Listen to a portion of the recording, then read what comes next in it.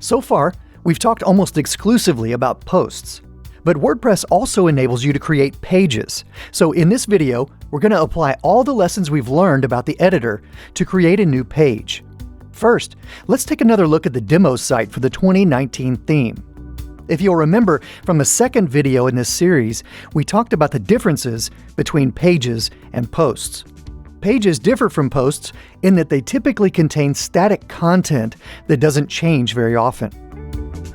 For example, this site includes a contact page and also an about page, which is often one of the most important pages on a site.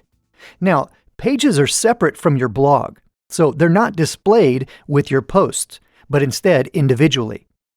Posts, on the other hand, are articles that appear chronologically on a blog page, usually with the newest article on top. Now, if you want, you can build an entire website that's just a blog. Or you can build an entire website that's made up of only pages. You don't have to include a blog, but in most cases, it's a good idea to include both, especially for connecting with your audience and for better search engine rankings. Now, let's switch back to our site, and I'll create a new page using the drop-down menu in the toolbar. I'll enter a title, and then, to save some time, I'll go ahead and paste some content that I created earlier. Now, I'll open the document settings and add a featured image, just like we did earlier for our blog post. Next, decide whether or not you want to allow your site's visitors to post comments on this page. For this page, I'll leave this off. And finally, under Page Attributes, we can choose where this page will appear within the navigation menu at the top of our site. Now, you can choose a parent page from this drop-down list to create a hierarchy of pages. Or you can simply assign a numeric order that represents where you want this page to appear in the menu.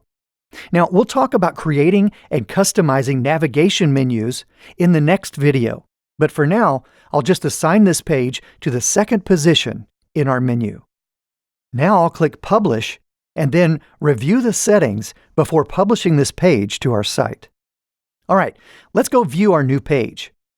Just like our blog post, we've got a beautiful full-width featured image at the top, and then some content that describes our company to visitors, and finally, a call to action button at the bottom. Returning to the dashboard, click All Pages underneath the Pages menu to view and edit all the pages on your site. Hovering over any row in the list will display action links that allow you to edit the page, quick edit, delete, or view your page. And just like posts, you can select multiple pages to bulk edit or delete. The bulk edit tool allows you to edit the settings for multiple pages at once. You can change the author, select a new parent page, enable or disable comments, or update the status for an entire group of pages at once. And of course, Quick Edit enables you to update the details for an individual page. You can change the title, the permalink or slug, and edit the date and timestamp for the page. You can also add a password to only show this page to readers who first enter the password you specify here. Or you can make the page private, only visible to you and the other site administrators. And you can edit the parent page, order, and other options here.